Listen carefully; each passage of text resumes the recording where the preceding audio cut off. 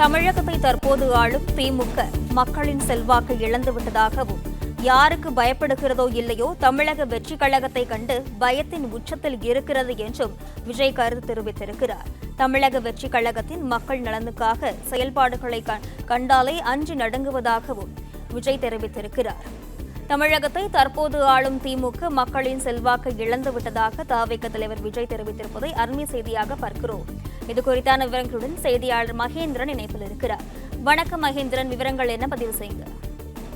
தமிழக வெற்றி கழகத்தின் தலைவர் விஜய் பிரச்சார சுற்றுப்பயணம் திருச்சியிலிருந்து தொடங்க திட்டமிட்டுள்ள நிலையில் இதற்கு அனுமதி பெறுவதற்காக கடந்த 6ஆம் தேதி கட்சியின் பொதுச் செயலாளர் ஆனந்த் திருச்சி சென்றிருந்தார்.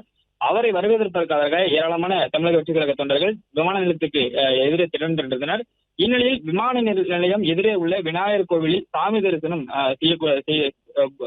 பொதுச் செயலாளர் ஆனந்த் அந்த விமான நிலையம் எதிரே உள்ள விநாயகர் கோவிலில் சாமி தரிசனம் செய்திருந்தார். அப்பொழுது பொதுமக்களுக்கு இடையூறாக போக்குவரத்து நெரிசல் ஏற்படும் வகையில் ஏராளமான தமிழக வெற்றி கழக நிர்வாகிகள் வாகனங்களை சாலையில் நிறுத்தி வைத்திருந்ததாக பொதுச் செயலாளர் ஆனந்த் மீது வழக்கு பதிவு செய்யப்பட்டிருந்தது. இதற்கு தமிழக வெற்றி கழகத்தின் தலைவர் விஜய் தற்பொழுது கண்டனம் தெரிவித்திருக்கிறார்.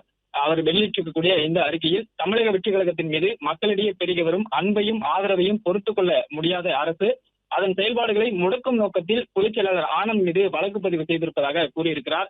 மேலும் மக்களிடையே செல்வாக்கை இழந்த ஆளும் கட்சி யாருக்கு பயப்படுகிறதோ இல்லையோ தமிழக வெற்றி கழகத்தை கண்டு பயத்தின் உச்சத்தில் இருக்கிறது என்று மீண்டும் மீண்டும் நிரூபணமாகி வருவதாக விஜய் குறிப்பிட்டிருக்கிறார்.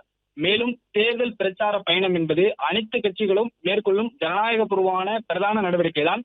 மற்ற கட்சிகளின் இது போன்ற நடவடிக்கைகளை சர்வ சாதாரணமாக எடுத்துக்கொள்ளும் அரசு தமிழக வெற்றி கழகத்தின் மக்கள் நலனுக்கான செயல்பாடுகளை கண்டாலே அஞ்சி நடுங்குவதாக விஜய் கடுமையான விமர்சனத்தை முன்வைத்திருக்கிறார். தோல்வி பயத்தால் ஆட்சியாளர்கள் தங்களின் தூக்கத்தை இழந்து முழு நேரமும் தமிழக வெற்றி கழகத்தை வீழ்த்துவதை பற்றியே சிந்தித்து காவல்துறைக்கு நெருக்கடி கொடுத்து தமிழக வெற்றி கழகத்தின் செயல்பாட்டை முடக்க நினைப்பதாக விஜய் குற்றம் சாட்டியிருக்கிறார். அதன் ஒரு பகுதியாக தான் திருச்சியில் தமிழக வெற்றி கழகத்தின் பொதுச் செயலாளர் ஆனந்த் மற்றும் கட்சி நிர்வாகிகள் மீது திமுக அரசு வழக்கு பதிந்திருப்பதாகவும் விஜய் குற்றச்சாட்டு முன்வைத்திருக்கிறார். மேலும் அரசின் இத்தகைய பழிவாங்கும் நடவடிக்கைகளை வன்மையாக கண்டிப்பதோடு ஆனந்த் மீதும் கட்சி நிர்வாகிகள் மீதும் பதியப்பட்டதை திரும்ப பெற வேண்டும் எனவும் விஜய் வலியுறுத்தியிருக்கிறார். ஏற்கனவே தமிழக வெற்றி கழகத்தின் விஜய் வருகிற 13ஆம் தேதி திருச்சியில் பிரச்சார சுற்றுப்பயணத்தை தொடங்க உள்ள நிலையில் அதற்காக அனுமதி கோரி கடிதம் கொடுக்கப்பட்டிருந்தது.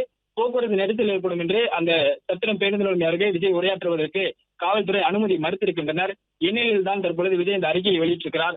ஆனந்த் மீதும் கட்சி நிர்வாகிகள் மீதும் வழக்கு பதிவு செய்யப்பட்டுள்ள நிலையில் அந்த வழக்கை திரும்ப பெற வேண்டும் என்ற கோரிக்கையையும் விஜய் வலியுறுத்தி அறிக்கையை வெளியிட்டிருக்கிறார்.